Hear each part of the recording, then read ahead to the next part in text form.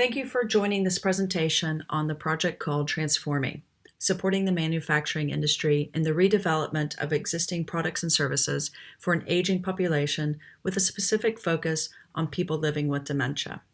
I'm Andrea Wilkinson, and I'm here together with my colleague, Niels Hendriks. A little bit about us. Niels is the research coordinator of the Research Unit Interactions, the research cluster on design, care, empathy, and well-being, and also a design researcher and lecturer at Lucas School of Arts in Hendriks. His interest domains are in interaction and product design, participatory design, and design for health. His work on participation has been presented at the international conferences such as PDC, the Participatory Design Conference, CHI, Interact, and Design for Health. And he's published in journals such as the Co-Design Journal and Design Studies. I'm a postdoctoral researcher and lecturer in design and art education at the Lucas School of Arts in Hendriks. I'm also a lecturer and researcher at Thomas More University of Applied Sciences in the postgraduate space and service design program. My research focus is on participatory processes and engaging marginalized communities in the design process, as well as exploring the potential of experience-based student learning. Together, we have worked on nationally funded projects through the Flemish Ministry of Innovation, the King Baudouin Foundation, EBBT, etc., as well as cross-border and Euro-regional European projects such as the Robert Bosch Stiftung and Interreg.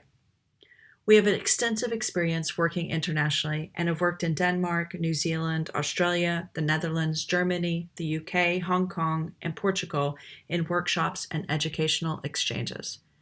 In 2016, Niels and I co-founded the Dementia Lab Conference, an international conference that focuses on dementia and design that is currently in its 5th year. And this year, in 2021, it will take place at Emily Carr University of Art and Design in Vancouver, Canada. Here's a little bit of information about how we work.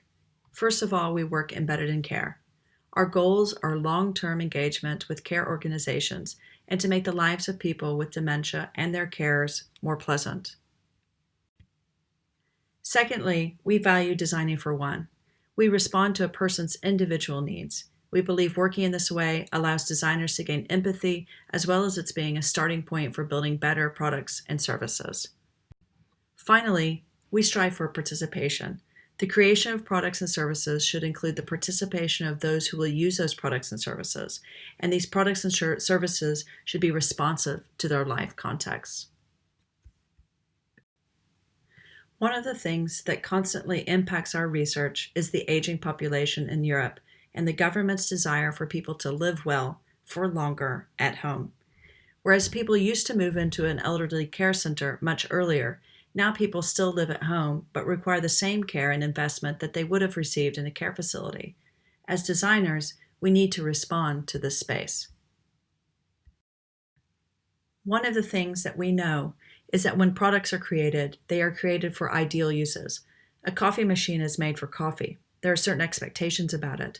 The designers have made it easy to use, but within the existing confines of a person's ability. However, once age-related issues or even dementia come into play, these same products become difficult to use, and they require adaptation in order to continue to meet the needs of the users that are using them. The example of the Senseo machine comes out of our own experience working with a woman with dementia.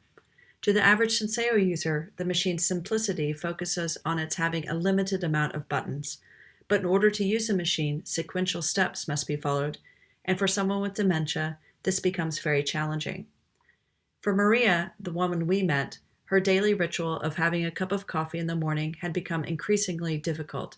Her daughter did not live nearby, but would come by each night to set up the machine so that her mother would be able to make one single cup of coffee each morning, something that she enjoyed tremendously and something that made her feel good.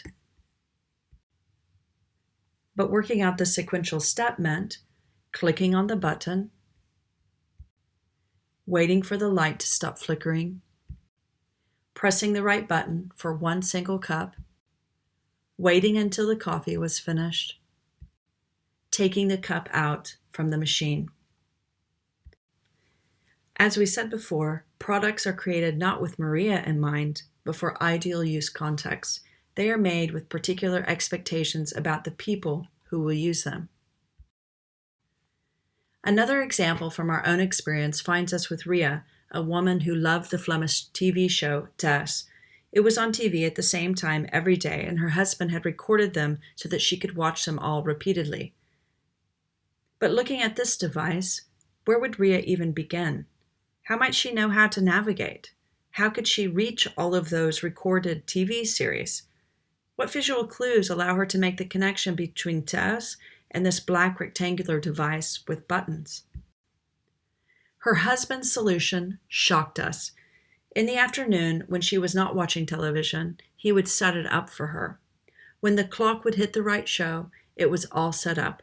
All she needed to do was come over and with her foot flip the switch. Basically, he made a one-button remote control. Like we said before, dementia and age-related issues require adaptation of products to fulfill the needs of the aging population. And in some cases, if those products can't be adapted, it requires an entirely new think. Surely, if manufacturers and design researchers work together, they could take existing product lines and transform them into products that really meet the needs of not only an aging population, but people with dementia. And that is what we're currently doing. We are currently testing this idea in a small, funded research project. In the project, Redesigning for Moments in Between, we analyze the existing catalog of a children's book publisher looking at format, material, durability, and interactivity, and based on these qualities, we are developing a range of non-stigmatizing interactive books for people in later phases of dementia.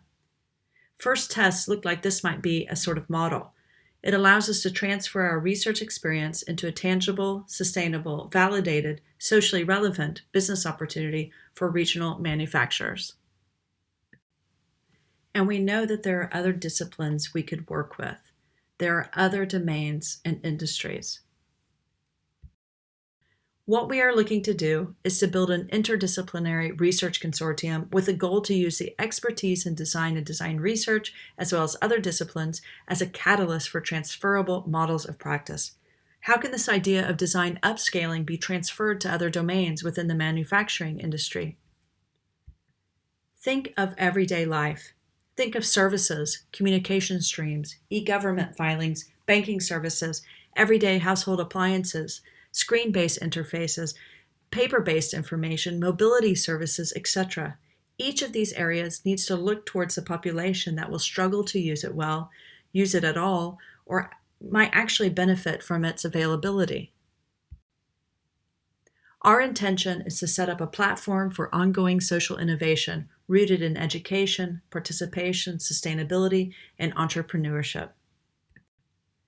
We are looking for partners out of disciplines such as health economy, digital design, occupational and physical therapy, software development, communication, etc., who are interested in joining us in this cross-campus, cross-regional research consortium. If that's you or someone you know, please be in touch with us.